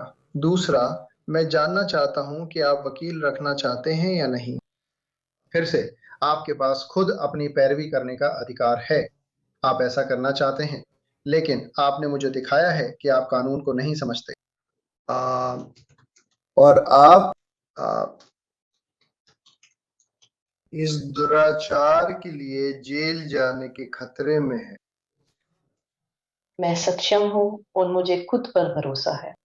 ठीक है। क्या आप मिस्टर मार्विन के उस प्रस्ताव को स्वीकार करने के लिए तैयार हैं जिसमें आपको लघु अपराध के आरोप में दोष स्वीकार करने की बात है? मेरी बात अभी पूरी नहीं हुई है तृतीया। ठीक है। क्या मैं बोल सकती हूँ? धन्यवाद। मैं कहना चाहती हूँ कि अगर आपने संविधान के अनुसार कर्तव्य निभाया है तो यह शपथ का उल्लंघन नहीं। मैं कानूनी मंशा जानना चाहती हूँ।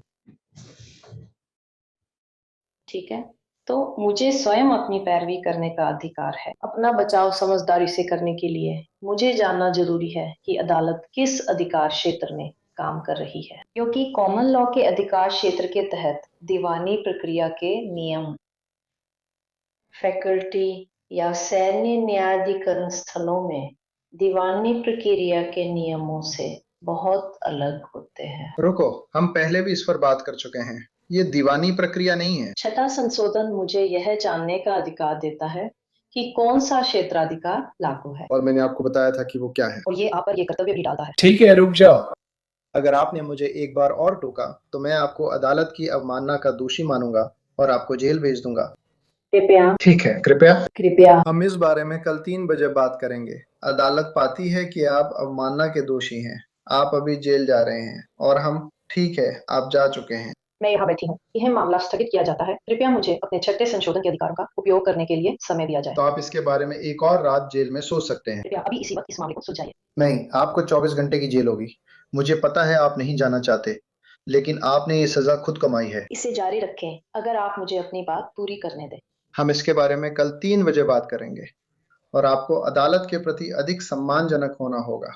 मैं मदद कर सकती हूँ। अदालत को बाधित ना करें। आपके कानूनी हवाले बेमानी है। मुझे माफ कीजिए। मुझे नहीं पता। आप अधिकारी के साथ जा सकती हैं। मैं बहस नहीं करना चाहता। इसे यहाँ से बाहर ले जाओ। हम इसे कल 3 बजे देखेंगे। खड़ी हो जाओ और मेरी तरफ देखो। मैं उसकी बातें नहीं समझ पा रहा हूँ। वे सब ले आएंगे, तुम कागजात उन्हें दे देना। धन्यवाद।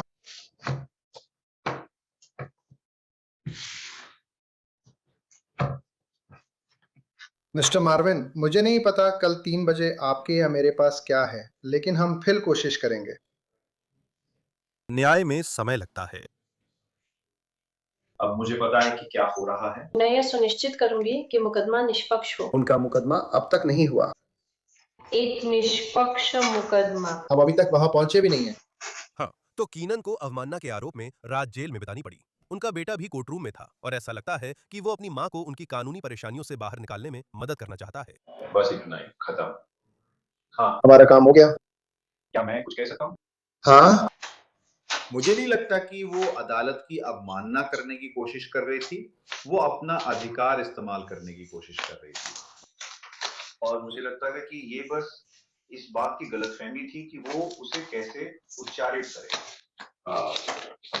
मैंने उसे रुकने को कहा पर वो नहीं रुकी। उसे नहीं पता कि वो क्या कर रही है और उसे वकील चाहिए, और अगर वो सावधान नहीं रही तो वह खुद को अदालत की अवमानना के लिए 90 दिन की सजा दिला बैठेगी। तो हम इस पर कल 3 बजे बात करेंगे। और जितनी भी हद तक आप उसे इस मामले में सलाह दे रहे हैं, आप उसकी कोई मदद नहीं कर रहे हैं। मिस्टर मार्विन ने उसे वो सौदा दिया जिसमें उसके रिकॉर्ड पर कोई आरोप नहीं लगा, और वो बस इसी बात पर बहस करना चाहती है। रिकॉर्ड या चार्ट अभी भी रखना होगा अगर मैं मिस्टर मार्किन से बात करूं। विकल्प मौजूद हैं। हाँ, शायद ऐसा ही है। तुम उसकी वकील के तौर पर प्रतिनिधित्व नहीं कर सकती, मुझे पता है, लेकिन वो कर सकते हैं। हाँ, मिस्टर मार्विन चाहते हैं कि ये सब खत्म हो। मैं भी चाहता हूँ। ठीक है, धन्यवाद। अगले दिन कीनन फिर से जज मिडल्टन के सामने होते हैं, लेकिन इस बार स्थिति अलग होती है। मिस कीनन ने पहले बताया था कि वो वकील नहीं चाहती हैं, और उस समय उनकी ओर से कोई वकील मौजूद नहीं था। प्रोसिक्यूटर डेविड मार्विन कल यहाँ थे, और कल यहाँ एक या उससे ज्यादा पुलिस अधिकारी भी गवाही देने के लिए तैयार थे। हम ज्यादा आगे नहीं बढ़ पाए। हम विवरणों पर जा रहे थे, तभी मिस्टर मार्विन ने प्ली डील की पेशकश दिया। मैं वो दोहराना नहीं चाहता मिस कीनन। अभियोजन वकील अदालत में नहीं आया, पर उसका एक दिन पहले दिया गया प्रस्ताव अभी भी लागू है। वो आज सुबह आए और बताया कि उनकी दोष स्वीकार करने का प्रस्ताव अभी भी खुला है। गंभीर अपराध का आरोप और निलंबित लाइसेंस पर गाड़ी चलाने के आरोप खारिज करने, पुलिस अधिकारी का विरोध या बाधा डालने की कोशिश का दोष स्वीकार करने के बदले। हम कल मिस कीनन से बात कर रहे थे। मैंने पाया कि वो अदालत की अवमानना में थी और आदेश दिया कि उन्हें जेल भेजा जाए, और वो गईं, और आज हम यहाँ हैं। हम ये पता लगाने की कोशिश कर रहे थे कि क्या वो इस मामले में कोई कानूनी सहायता चाहती हैं। तो मिस कीनन, आप वही व्यक्ति हैं जो कल थीं, वही आपत्तियां और चिंताएं हैं, क्या ये सही है? धन्यवाद।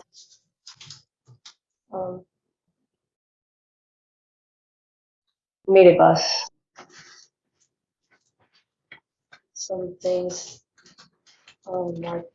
मेरा मानना है कि मेरा लाइसेंस सस्पेंड नहीं होना चाहिए था, और उन्होंने इंडियाना में उसे फिर से चालू कर दिया। ठीक है, वो आरोप खारिज करने को तैयार है। मुझे लगता है कि यही वजह है, क्योंकि मैंने उन्हें वो दिखाया था। ठीक है, शायद ऐसा हो।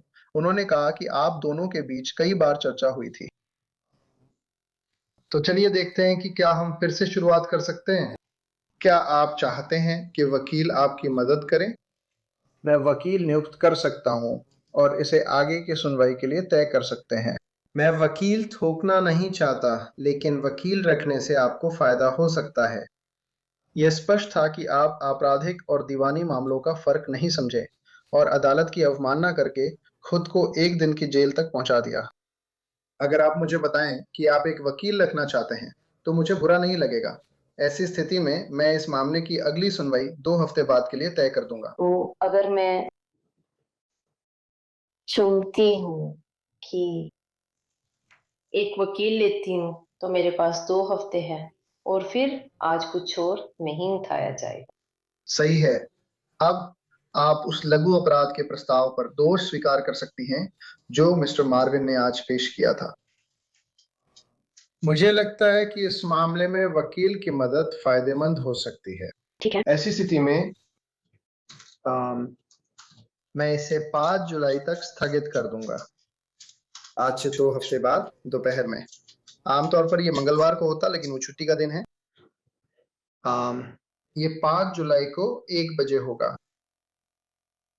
क्या मुझे काउंटी जेल में ही इंतजार करना होगा? ठीक है, बात करते हैं। आपने $10,000 का नकद या जमानती बॉन्ड जमा किया है, लेकिन फिंगरप्रिंट देने पर सहमति नहीं दी है। तो जैसे ही आप फिंगरप्रिंट देने के लिए सहमत होते हैं, आपको जेल से रिहा किया जा सकता है, वरना आपको वहां 2 हफ्ते रहना पड़ेगा। ठीक है। क्या आप चाहेंगे कि मैं आपके लिए एक वकील नियुक्त कर दूं?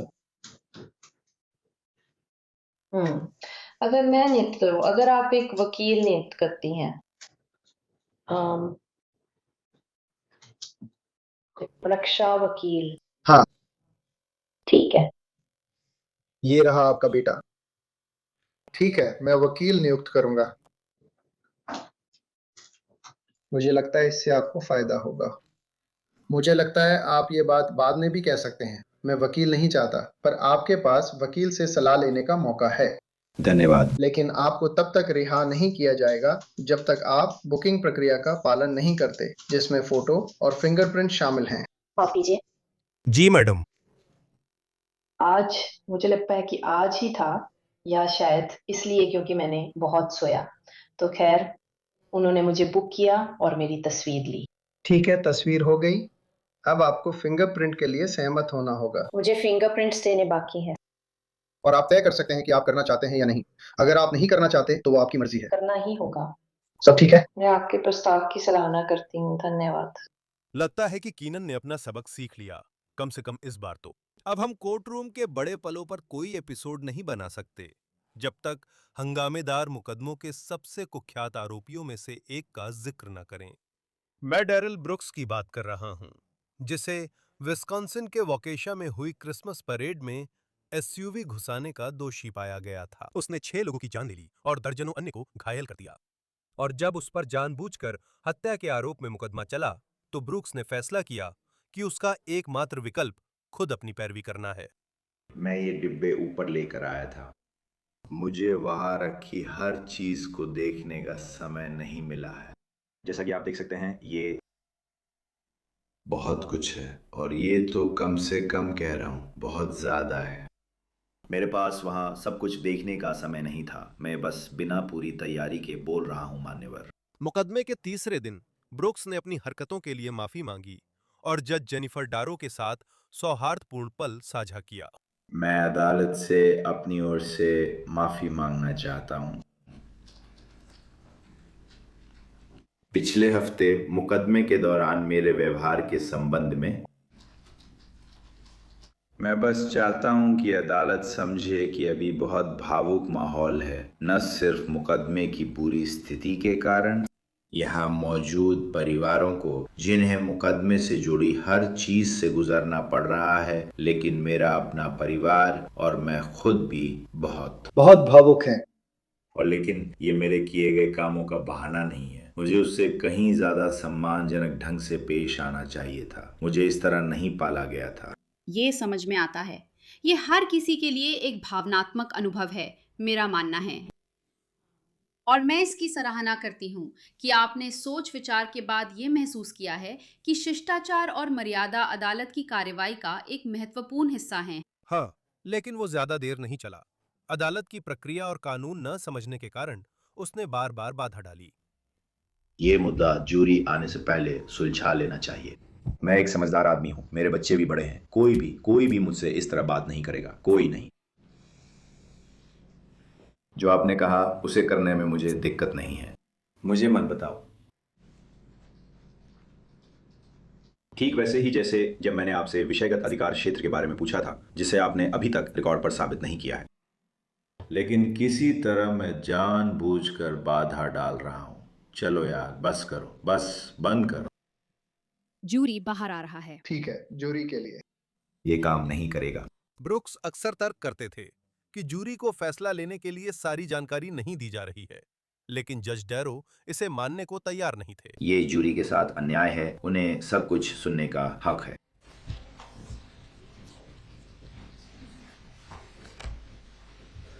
मैं आपको मुकदमे में हेरफेर करने नहीं दूंगा, क्योंकि आप जूरी को सच नहीं बताना चाहते। मिस्टर ब्रुक्स, कृपया रुक जाइए। नहीं, कृपया। आप बाधा पहुंचा रहे हैं। आप असम्मानजनक व्यवहार कर रहे हैं। आप हमेशा कोई न कोई वजह ढूंढते रहते हैं किसी को बाधा डालने वाला कहने के लिए, क्योंकि वे चाहते हैं कि सच सामने आए। याद बंद करो, आपको तो होना चाहिए। मैं सलाह देती हूँ कि बार बार बाधा डालने पर अदालत में मौजूद रहने का अधिकार खो सकते हैं। किस कानून व तथ्य के तहत आप ऐसा कर सकते हैं? इलिनॉय बनाम इलॉन। ठीक है, लेकिन चौथा विकल्प तो कानून में है ही नहीं। मिस्टर, क्योंकि आप ऐसा नहीं कर सकते। मुझे एक उपविधि बनानी होगी। आप ऐसा नहीं कर सकते, जरूरत है। नहीं, आप नहीं कर सकते। ठीक है, मैं सभी को जाने देती हूँ। मिस्टर ब्रूक्स को बाहर किया जा रहा है।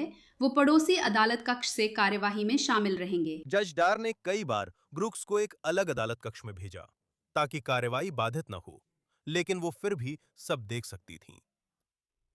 मैं म्यूट पे हूं। नहीं। जूरी को पता होना चाहिए कि वे दोषी ठहराने से इनकार कर सकते हैं। अब आपकी आवाज म्यूट कर दी गई है। हाँ, ब्रूक्स ने कई बार शर्ट उतारी थी और सबूतों के डिब्बों से किला बनाया था। वो कैमरे पर दिखने के लिए हाथ हिलाता था, लेकिन हेडफोन पहनने से मना कर दिया ताकि सुन न सके। फिर कोर्ट रूम में आने पर उसने जज को अपमानजनक ढंग से चुनौती देना जारी रखा। ठीक है, जूरी वापस आ रही है। चेतावनी है, अगर ये बात फिर उठाई तो मैं रुकूंगी और तुम्हें अगले कोर्ट रूम में भेजूंगी। आपत्ति? क्या सुना मैंने क्या कहा? नहीं, मैंने नहीं सुना। मैं इसका विरोध करता हूँ। क्या इससे फर्क पड़ता है? मैं इसे रिकॉर्ड में दर्ज कर दूंगी। बीच में मत टोकिए, जूरी आ रही है। हम इस मुकदमे को जारी रख रहे हैं, भले ही आपने कल बार बार इसे बाधित करने की कोशिश की थी। सिर्फ कल ही सर, आपने 17 बार टोका। इसमें वो मौका शामिल नहीं है जब मैंने आपको 15 मिनट का समय दिया था। ठीक है, जिन बातों पर चर्चा हो रही थी वे या तो अप्रासंगिक थी या निराधार आरोप और अनुरोध थे जिनका कानून या तथ्यों से संबंध नहीं था। मैं कल आपके साथ पूरी तरह से धैर्यवान थी। फिर भी आपने कोई झूठ सबूत से नहीं साबित किया। इनमें से कुछ भी जरूरी नहीं है सर। क्योंकि आप अपने विश्वास को साबित नहीं कर सकते कि वही कानून है, इसका मतलब ये नहीं है कि वह सच है। मिस्टर ब्रूक्स, रक्षा के प्रयासों के बावजूद डैरिल ब्रूक्स सभी 76 आरोपों, जिनमें 6 प्रथम श्रेणी की जानबूझकर की गई हत्या के आरोप शामिल हैं, में दोषी पाए गए। वैसे जूरी ने उस फैसले पर पहुंचने से पहले केवल कुछ ही घंटों तक विचार विमर्श किया और जज डैरो ने ब्रूक्स को 6 उम्र कैद की सजा के साथ-साथ 700 साल की अतिरिक्त सजा सुनाई। आपको पता है, इसके अलावा इससे पहले कि मैं उस पर आऊं, मैंने अपने 11 साल के न्यायाधीश के कार्यकाल में कई बार बुराई का सामना किया है। कई बार ऐसा होता है, कई बार अच्छे लोग भी बुरी चीजें कर बैठते हैं, लेकिन कुछ मौके ऐसे भी आते हैं जब बुरे लोग बुरी चीजें करते हैं। एक ऐसे दिल के लिए कोई दवा या इलाज नहीं है जो बुराई की ओर झुका हुआ हो। बचपन का आघात, बाइपोलर उदासीनता, बच्चे के साथ शारीरिक दुर्व्यवहार या यहाँ तक कि बचपन का आघात, इनमें से किसी ने भी डैरिल ब्रूक्स को वे कृत्य करने के लिए प्रेरित नहीं किया जिनके लिए उन्हें आज सजा सुनाई जाएगी। इस अदालत के लिए ये बहुत स्पष्ट है कि वो सही और गलत के बीच का फर्क समझते हैं और वो बस अपनी अंतरात्मा की आवाज को अनदेखा करना चुनते हैं। वो गुस्से और क्रोध से भरे हुए हैं। कुछ लोग दुर्भाग्यवश बुराई का रास्ता चुन लेते हैं। मुझे लगता है मिस्टर ब्रूक्स, आप भी ऐसे ही हैं। एक माँ के रूप में मेरा दिल आपके परिवार के लिए, आपकी माँ के लिए और आपकी दादी के लिए टूट जाता है, उस बेटे के लिए जिसे आपकी माँ ने पाला, उस पोते के लिए जिसे आपकी दादी जानती थीं, आपकी ज़िंदगी के लिए उनकी उम्मीदें और सपने, वे अब नहीं रहे। और मुझे लगता है कि शायद उनके लिए मानसिक बीमारी को दोष देना कहीं आसान है, बजाय इसके कि वे अपने बेटे के साथ सच्चाई का सामना करें। बहुत बहुत बुरी वजहों से बहुत बुरी चीजें की थी। फिलहाल हमारे पास साइड बार पर आपके लिए बस इतना ही है। सभी का बहुत बहुत धन्यवाद हमारे साथ जुड़ने के लिए और हमेशा की तरह कृपया YouTube पर सब्सक्राइब करें, एप्पल पॉडकास्ट, स्पॉटिफाई या जहां भी आप अपने पॉडकास्ट सुनते हैं। आप हमें NBC के पीकॉक पर देख सकते हैं। मुझे X और Instagram पर फॉलो करें। मेरा news nation show JC weber live सोमवार से शुक्रवार ईस्टर्न समयानुसार रात 11 बजे आता है। फिर मिलेंगे सब।